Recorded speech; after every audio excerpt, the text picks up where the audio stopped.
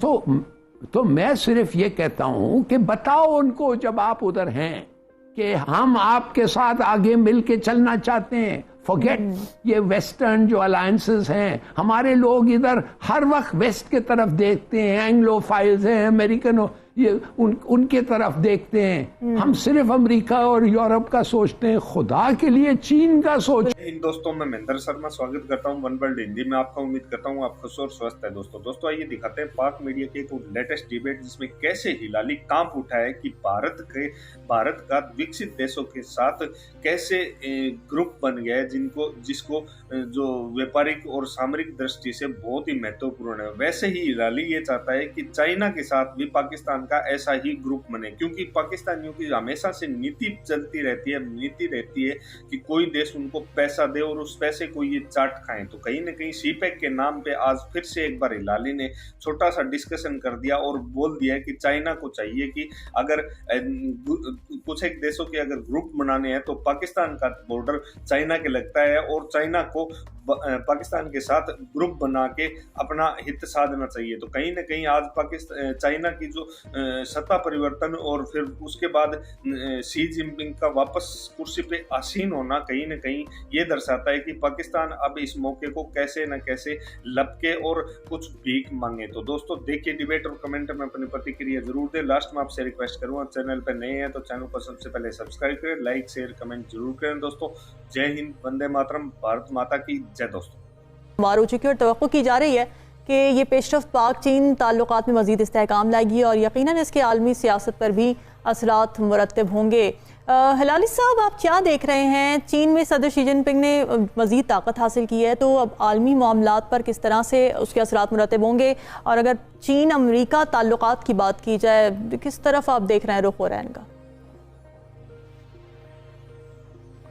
चीन अमेरिका ताल्लुकात के बारे में मेरे ख्याल में ज़्यादा इंटरेस्टिंग होगा कि हम बात करें चीन और पाकिस्तान के ताल्लुकात के बारे में, कि ये अब जो आने वाला वक्त है, ये जो नया क्या जी जो अभी इलेक्ट हुआ है, ये क्या करना चाहता है और चीन में क्या हो रहा है और हम किस किस्म के इनके साथ रिलेशनशिप रखना चाहिए। अगर आप बुरा ना माने तो मेरे ख्याल में लेट्स टॉक अबाउट जी अगला मेरा सवाल लाली साहब यही था, आप इस पे बात करने पहले। हाँ देखिए, पहली बात यह है कि मैसिव चेंजेस आ रहे हैं दुनिया में, पॉलिटिकल एंड इकोनॉमिक रीअलाइनमेंट। दुनिया रीअलाइन हो रहा है, चाइना इमर्ज कर रहा है एक हाइपर पावर, और प्रेसिडेंट जी के जितना माओ के बाद यही आदमी एक है जो चीन को अपने काबू में रखा हुआ है। He is the acknowledged leader of China और द मोस्ट पावरफुल आफ्टर माओ। अब चाइना जो है वो देख रहा है, नए अलायंसेस बना रहा है, पार्टनरशिप्स बना रहा है। क्यों? इसलिए उसने देखा है कि नेटो इकट्ठा हो रहा है उसके खिलाफ, इसलिए उसको पता है कि क्वाड बन गया है एशिया में, अमेरिका, इंडिया, जापान और ऑस्ट्रेलिया। तो वो जानता है, वो समझ गया है कि मैं क्या करूं, मैं क्या राइवल अलायंसेस बनाऊं, और ये राइवल अलायंसेस में वो तलाश कर रहा है लोगों को, और साथ साथ अपनी मिलिट्री को। देखिए जी जो है इसकी फॉरमोस्ट कंसंट्रेशन है कि चीन की मिलिट्री को तगड़ा करें। विदाउट अ स्ट्रॉन्ग मिलिट्री वो बार बार कहता है हम कुछ नहीं हैं, तो वो भी उसको भी बढ़ा रहा है। अब पाकिस्तान की एक खुशकिस्मत है कि हम चीन के नेबर हैं, हमारे साथ उनका बड़ा अच्छा रिलेशनशिप है, मगर ये काफी नहीं है कि अच्छा रिलेशनशिप हो और तो कुछ तकरीरों में कह दें। मैं जानना चाहता हूं कि सब्सटैंशियल ये हो, क्या कहते हैं, इंटरलिंक्स हो।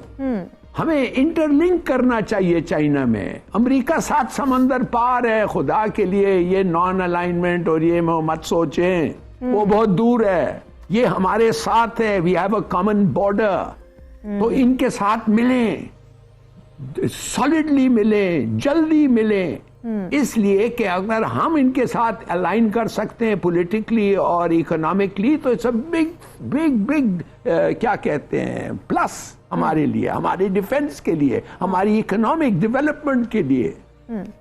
तो क्या करना चाहिए? देखिए, अमेरिका ने तो आपको कह दिया, जी जी जी जी लाली साहब, अमेरिका ने आपको कह दिया है कि इंडिया जो है हमारे लिए टेक्स प्रायोरिटी ओवर यू। उन्होंने अल्फाजों से और एक्शन से बता दिया है कि India matters for the West और तुम कम। तुम तो वैसे मैटर करते ही नहीं हो, मगर लेट्स से तुम कम। अब दार साहब गए अमेरिका। देखिए, दार साहब और हमारे जो नवाज शरीफ साहब और दूसरे भी हैं, जो अंजरदारी साहब भी, वो सब समझते हैं कि they have a very special relationship with America. तो दार साहब भी गए अमेरिका, और क्या हुआ आपको मैं बता सकता हूं कि उस किस्म के मीटिंग्स जो जार चाहता था उधर हो, उन लोगों के साथ जो दार चाहता था कि वो पाकिस्तान के बारे में अगर उनसे साउंड आउट करना उनको और उनको मिलाप लाना, वो नहीं हुआ, वो नहीं होने दिया उन्होंने। वो की यूएस ऑफिशियल्स दार उनको नहीं मिला, हालांकि वो कहते हैं कि मैं 14 मीटिंग्स हर रोज कर रहा था 4 दिन में। तो क्या ये क्यों हुआ? ये इसलिए हुआ है कि अमेरिका जानता है कि आपकी अहमियत उनके लिए उतनी नहीं है जो इंडिया के है। और वैसे भी अगर इंडिया का भी फैक्टर नहीं होता, आप एक छोटे weak economy, it's a small economically not strong और पॉलिटिकली डिवाइडेड कंट्री, तो वो नहीं समझता है कि आपका कोई खास रोल होगा। हाँ, रोल है ऑन सर्टेन इश्यूज, मगर वो नहीं जो इंडिया का है। अब आपको मैं बताता हूं, सब लोग कह रहे हैं अब शहबाज शरीफ साहब जा रहे हैं। I think this is very important. दार ने तो कुछ खास हासिल नहीं किया जब अमेरिका गया, वो हासिल नहीं किया। अब ये जा रहे हैं, इनके बड़े एक्सपेक्टेशंस हैं। ये तो एक 10,000 मेगावाट सोलर प्रोजेक्ट चाहते हैं कि चाइना फाइनेंस करे। क्या चाइना करेगा? क्या चाइना सीपेक की एक्सपेंशन करेगा और जितने $1 बिलियन उसने वादा किया था कमिट करने के लिए वो करेगा? लाली साहब, आज खबर ये भी आई है कि एक और इकोनॉमिक जोन बनने जा रहा है। सकते हैं? नहीं, वो उसका डिस्कशन हो रही है। बिल्कुल। तो मैं सिर्फ ये कहता हूं कि बताओ उनको जब आप उधर हैं कि हम आपके साथ आगे मिलके चलना चाहते हैं। फॉरगेट ये वेस्टर्न जो अलायंसेस हैं, हमारे लोग इधर हर वक्त वेस्ट के तरफ देखते हैं, एंग्लोफाइल्स हैं, अमेरिकन ये उनके तरफ देखते हैं। हम सिर्फ अमेरिका और यूरोप का सोचते हैं। खुदा के लिए चीन का सोचो। यही पॉइंट ओरिया साहब की तरफ से लेके चलते हैं। ओरिया साहब, आप समझते हैं कि हमें अब फोकस पाक अमेरिका ताल्लुकात के बजाय अब जरूरी है कि फोकस अब हम अपना चीन और पाक ताल्लुकात पर रखें? देखें, ये तो पाकिस्तान के जो खैरखा हैं गुज़श्ता तकरीबन 20 साल से कहते चले आ रहे हैं कि अमेरिका हमारा नॉन ट्रस्टेड अलाई रहा है हमेशा, और जब भी अमेरिका के साथ हमने दोस्ती की है, बल्कि कभी छोड़ी नहीं, तो जब भी उसकी ज़रूरत होती थी वो हमें पास आ जाता था और हम पे ऊपर जो है भरोसा करता था, और जब उसकी काम निकल जाता था तो हमें छोड़ देता था। एन मुश्किलात के अंदर हमें उसने छोड़ा है। मैं इस पूरे के पूरे फिनोमेना जो है ना, प्रेसिडेंट जी का और पाकिस्तान का, और प्रेसिडेंट जी के इस दफा तीसरी दफा दोबारा कम्युनिस्ट पार्टी का सदर इलेक्ट होना, सेक्रेटरी जनरल इलेक्ट होना और फिर उसके बाद सदर बनना जो है, इस फिनोमेना को पाकिस्तान के लिए बहुत बड़ा सबक है। देखिए, हो जिनताओ यहाँ आए थे 2006 में।